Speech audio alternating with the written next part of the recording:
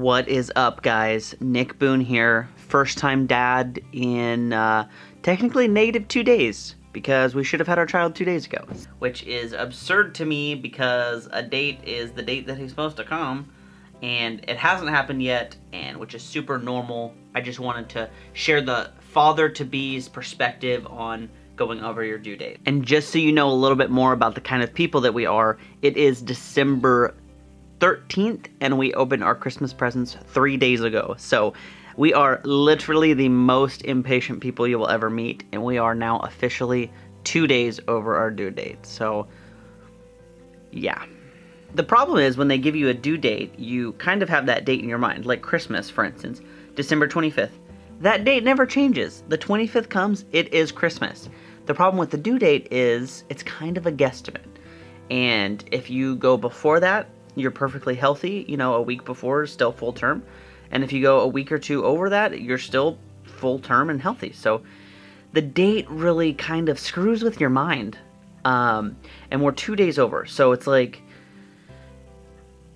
come on, bring the baby on. The most important thing to us is a healthy baby. So we are going to wait and hopefully not have to induce.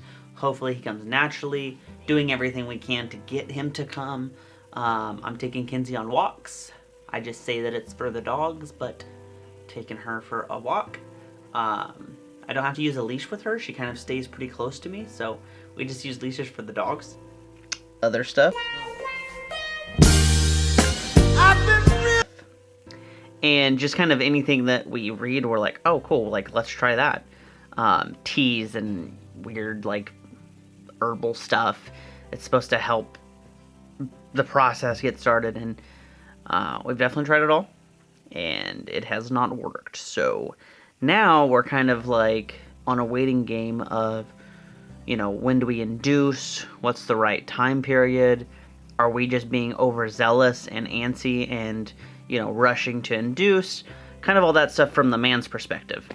Because I feel like there's a lot of women's perspective out there, but, you know, the man doesn't really have a say-so in a lot of, you know, people's minds. So just kind of share with you my thoughts and what I think, and a little bit about a man's perspective, if you will. Through all of this, our family and friends have been pretty supportive, and, you know, they know the kind of people we are, so they're like, hey, wait, hold on, you know.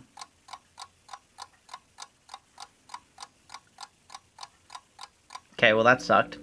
So now that we have to wait and there's nothing we can do about it, the other advice we get is it'll happen when it happens. Not helpful, because give me a date. I need a date. And unfortunately you can't get one. So we talked about inducing right around 41 weeks. Some people suggest 42 weeks. There's not really a rhyme or reason. Some people say, you know, your baby will come when your baby comes. Don't induce at all.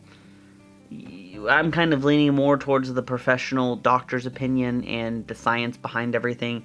You know, we don't want him to grow too big in there, but we also don't want to be antsy and let our antsiness, you know, have him come earlier than he should come. So it's this balance of what we should do, what's best for him, and just kind of occupying our minds and our time in between, so it's not this ridiculous, you know, urge that we're doing just to get him out of here and to meet him. So our baby is fully healthy. There's no reason that we need to induce. We've done some like stress test things and everything's come back super normal.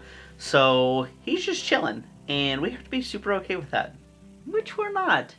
But we do want him to be healthy, and we want it to be, you know, a great experience for both of us. So we have to wait. We keep trying to occupy our minds because every single day we're overdue, we get, you know, a dozen people texting or calling us, hey, where's the baby? What's going on with the baby? It's really hard to keep your mind occupied because it's a pretty big deal bringing your first child into this world.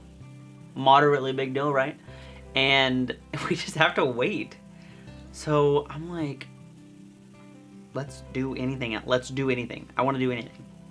Let's go wild. And Christmas parties have helped, and we planned all the way up to our due date so that, you know, when the due date comes, we're booked. Like, our mind can be occupied, we can be at Christmas parties, we can be doing other stuff, but that was 2 days ago. And if we don't have him this weekend, we have nothing going on this weekend.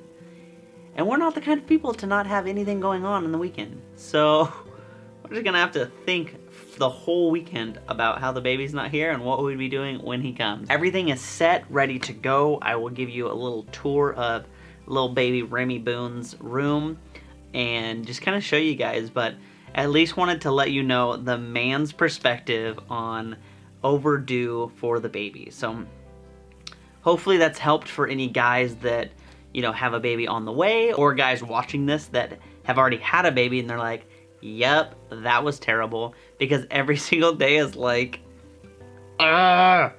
bring me my baby.